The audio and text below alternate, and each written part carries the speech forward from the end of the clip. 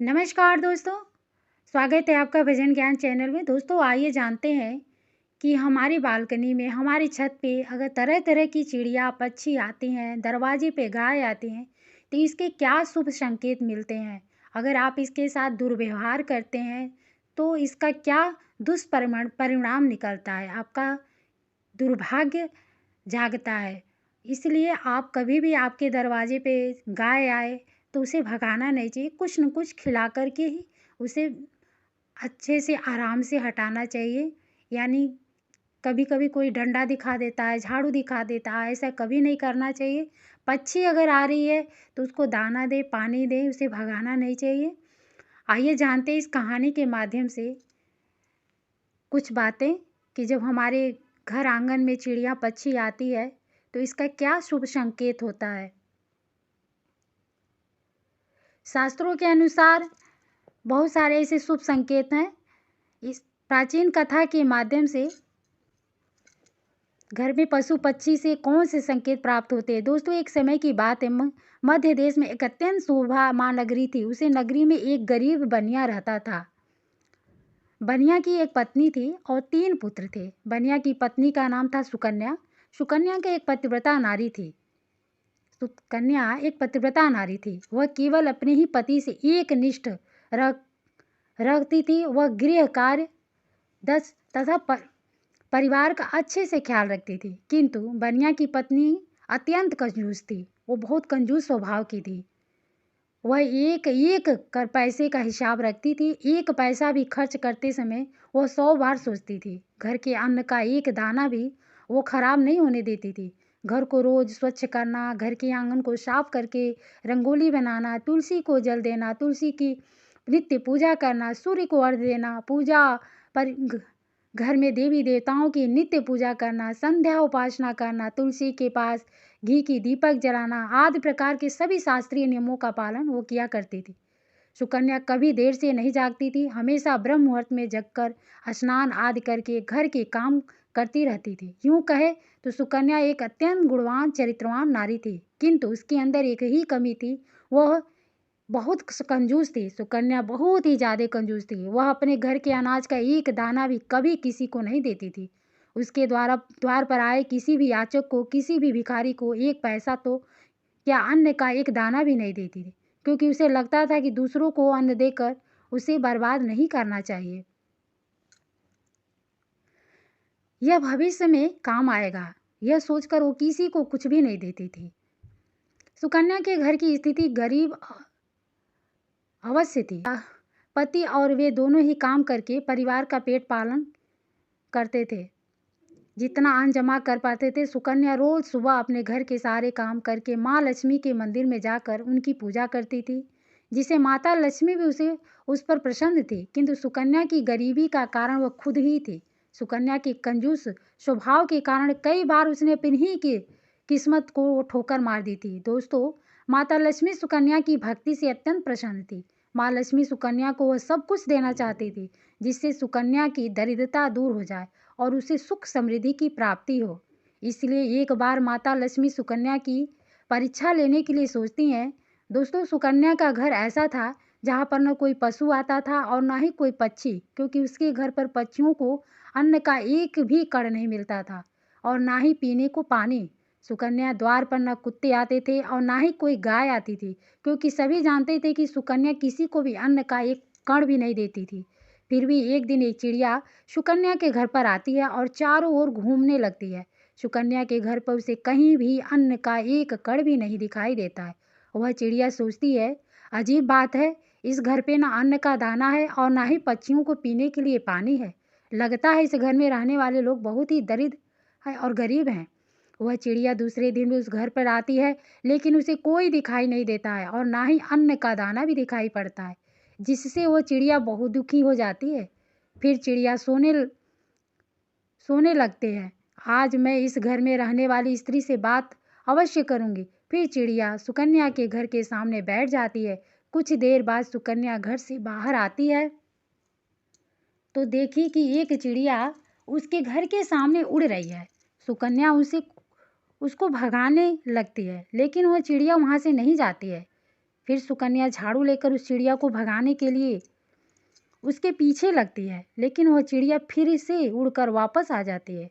कुछ देर तक चिड़िया को भगाने की कोशिश करने पर सुकन्या थक जाती है और वहीं पर आंगन में बैठ जाती है और कहने लगती है, हम कितनी मेहनत करके अन्न जमा करते हैं और ये पशु पक्षी चले आते हैं उसे बर्बाद करने के लिए। फिर सुकन्या उस चिड़िया की तरफ देखते हुए उस चिड़िया से कहने लगती है, ये चिड़िया, तुम चुपचाप यहाँ से चली जा, मैं तुझे एक दाना भी नहीं डालने वाली हूँ। फिर वह चिड़िया रहती है और देवी मैं बहुत दूर कहती है, मैं देवी मैं बहुत दूर से उड़कर तुम्हारे पास तुम्हारे घर पर आई हूँ, कृपया मुझे कुछ खाने के लिए दे दो तो बड़े उपकार होंगे। चिड़िया की बात सुनकर सुकन्या बोलती है, अरे चिड़िया, तू मुझे माफ़ कर, मैं तुझे अन्न का एक दाना भी नहीं दे सकती। मेरे घर में तुझे देने के लिए एक कुछ भी नहीं है। हम ही रोज़ भूखे सोते हैं तो दूसरों को क्या खिलाएंगे। इस प्रकार से सुकन्या उसे चिड़िया से झूठ बोलती है। फिर वह चिड़िया कहने लगती है, देवी आप तो बड़ी कंजूस हो, घर पर अनाज होकर भी झूठ बोल रही हो। जाओ, अब से मैं तुम्हारे घर पर कभी नहीं आऊँगी। ऐसा कहकर वह चिड़िया वहाँ से चली जाती है।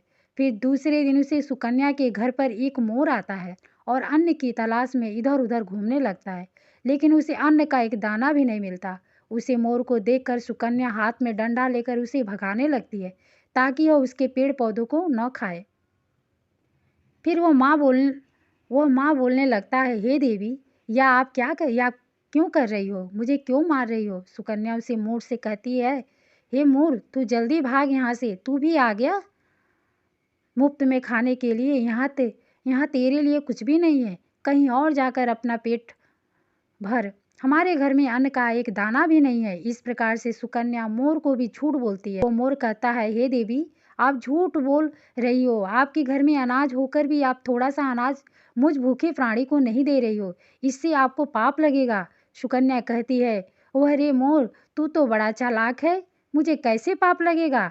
मेरी मेहनत का अन्न में दूसरों को मुफ्त में क्यों बांटूं, मेरे बच्चे तो भूखे ही मर जाएंगे अगर मैं दूसरों को अनाज बांटती फिरूं, तो इसीलिए तो निकल यहाँ से। फिर मोर कहता है, हे देवी, तुम इतनी निर्दयी और निष्ठुर हो, अब से मैं तुम्हारे घर पर कभी नहीं आऊँगा।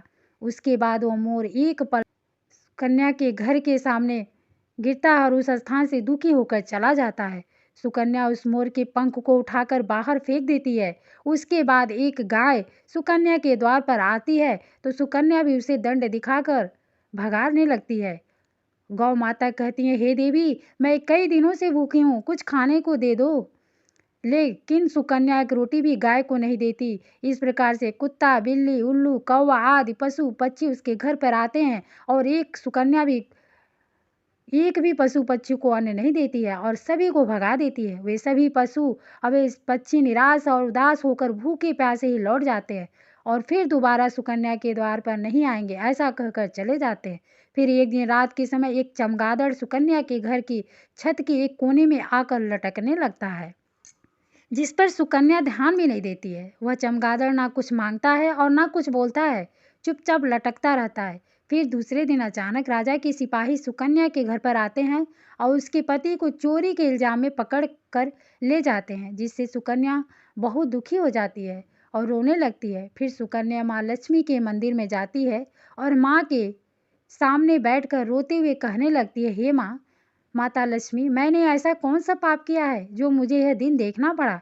मेरे पति ने निर्दोष हैं, लेकिन फिर भी उन्हें चोर समझ कर राजा के सिपाही उठाकर ले गए हैं।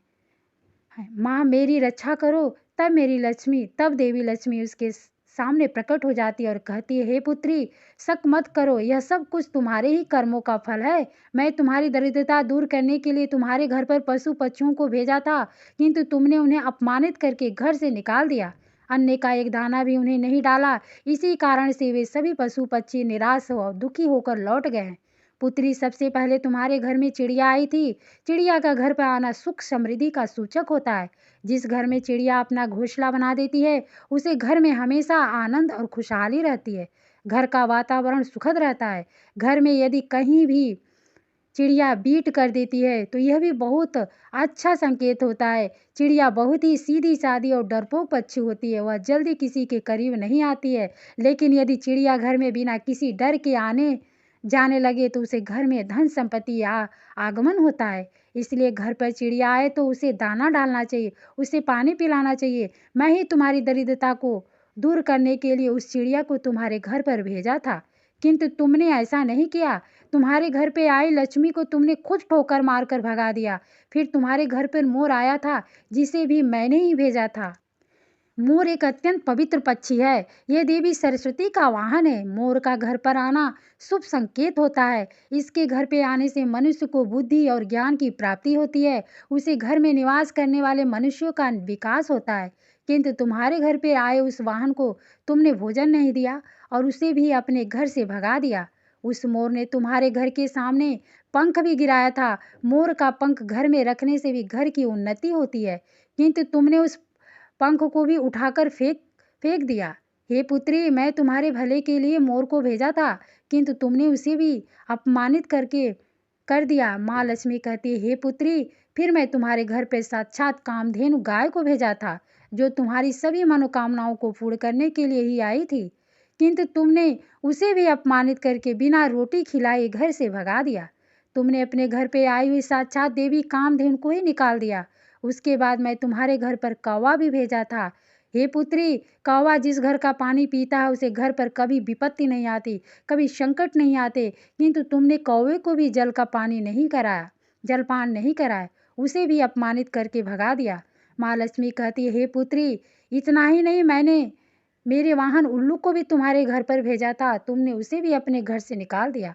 वह उल्लू तुम्हारी दरिद्रता को दूर करने के लिए आया था, किंतु तुम्हारी कंजूसी के कारण वह भी उल्लू उदास होकर लौट गया। फिर तुम्हारे घर पर कबूतर आया था। कबूतर पति पत्नी के संबंध मजबूत बनाता है। जिस घर पे कबूतर आता है उस घर में रहने वाले पति पत्नी को कभी वियोग का सामना नहीं करना पड़ता, किंतु तुमने उसे कबूतर को भी अपमानित करके भगा दिया, जिस कारण से तुम्हारे पति से वियोग हो गया है। हे पुत्री, तुमने घर पर आए हुए सभी पशु पक्षी को अपमानित करके घर से निकाल दिया। यह सभी शुभ पक्षी हैं। इन पक्षियों को घर पर आना बहुत शुभ होता है। जिस स्थान पर भी यह पक्षी आते हैं, घोंसला बनाते हैं, उसे घर की कभी अधोगति नहीं होती है, उसे घर का विकास होता है। जब चिड़िया घर पर आती है तो धन संपत्ति में वृद्धि होती है। घर में चिड़िया घोंसला बनाती है तो उस घर में मेरा अस्थायी वास रहता है। उस घर में सदैव ही धन का आगमन होता रहता है। जिस घर के मुख्य द्वार पर रोज गाय आती है और जो स्त्री रोज गाय को पहली रोटी खिलाती है, तो उस घर में कभी अन्न धन की कमी नहीं होती है। गाय को रोटी खिलाने वाली स्त्री की सभी मनोकामनाएं पूर्ण होती है। जिस घर पर कौवा आ जाकर बैठता है और जलपान करता है, तो उस घर पर कभी कोई संकट विपत्ति नहीं आती है। उस घर में रहने वाले लोग पर कभी झूठ आप नहीं लगते हैं। उल्लू तो मेरा ही वाहन है, उसके घर पे आने से धन का आगमन होता है। पुत्री, यह सभी शुभ पक्षी हैं। इन्हें सभी कभी दुखी नहीं करना चाहिए, इन्हें जल जल देना चाहिए, किंतु तुमने ऐसा नहीं किया। लेकिन जब तुम्हारे घर पर चमगादड़ आकर बैठ गया तो तुमने उसे घर से नहीं भगाया। चमगादड़ का घर में होना अशुभ होता है। यह पशु पक्षी भूत की तरह उल्टा लटकता है। जिस घर में चमगादड़ जाकर बैठता है उस घर पे विपत्ति और संकट आते हैं, धन की हानि होती है। इसी कारण से ही तुम्हारा पति को चोरी के झूठे आरोप में राजा के सिपाही लेकर गए हैं। माँ लक्ष्मी कहने लगती है, हे पुत्री, मैंने कई बार तुम्हारी सहायता करने की कोशिश की। मैंने कई बार तुम्हारे घर में प्रवेश करने का प्रयत्न किया, किंतु तुमने हर बार मुझे घर से निकाल दिया। इसी कारण से तुम्हारे ऊपर विपत्ति आई है। माँ लक्ष्मी की बात सुनकर सुकन्या को अपनी भूल समझ में आती है और वह माँ लक्ष्मी से क्षमा मांगने लगती है और कहती है, हे माँ लक्ष्मी, मुझसे बड़ी भूल हुई। अब से मैं द्वार पर आए कभी किसी प्राणी का अपमान नहीं करूंगी। फिर माँ लक्ष्मी अंतर्ध्यान हो जाती हैं और सुकन्या लौटकर अपने घर पर चली आती है। घर पर आते ही सुकन्या सबसे पहले उसे चमगादड़ को घर से निकाल देती है और अपने घर के आंगन में पशु पक्षियों के लिए जल और दाना रखती थी। फिर अगले ही दिन उसके द्वार पर वह चिड़िया आती है। सुकन्या बड़े ही प्रेम से उसे चिड़िया का स्वागत करती है, उसे अन्न खिलाती है। फिर गौ माता आती हैं तो सुकन्या एक रोटी निकाल कर गौ माता को खिला देती है। फिर मोर आता है तो सुकन्या उसे भी अन्न खिलाती है। इस प्रकार से अनेक पशु पक्षी सुकन्या के द्वार पर आते हैं और भोजन से संतुष्ट होकर लौट जाते हैं। फिर अगले ही दिन सुकन्या का पति घोड़े पर बैठकर घर पर आता है। उसके हाथ में एक बड़ी सी गाड़ी होती है। और सुकन्या अपने पति को देखकर बहुत प्रसन्न होती है और पैर छूकर उनका आशीर्वाद लेती है और पूछने लगती है, हे प्राणनाथ, इस गाड़ी में क्या है? तो उसका पति बोलता है, राजा ने गलती से मुझे कर समझकर पकड़ लिया था, किंतु जब राजा को पता चला कि मैंने चोरी नहीं की है तो उन्हें बहुत पछतावा हुआ और उन्होंने मुझे क्षमा मांगकर बहुत सारा धन और यह घोड़ा देकर मुझे विदा किया। इस चमत्कार को देखकर सुकन्या बहुत प्रसन्न हो जाती है और माँ लक्ष्मी का अनेक बार धन्यवाद करती है। दोस्तों, इस कहानी से यही समझ में आता है कि जब हम पाने की तो बहुत इच्छा करते हैं, भगवान के सामने भी जाते हैं, लेकिन हम देने के लिए कभी कुछ नहीं सोचते हैं। जब हम कुछ देंगे तभी हम पाएंगे। इस कहानी का यही मतलब है कि हमारे हाथों के द्वारा, हमारी भावनाओं के द्वारा, हमारे विचारों के द्वारा जब हम कुछ किसी को देते हैं तभी हम कुछ पाते हैं, वही लौट कर हमारे पास आता है। इस कहानी का तो यही सारांश है। कमेंट करके आप कुछ लिखिएगा अगर आपको कुछ समझ में आया होगा। राधे राधे, धन्यवाद।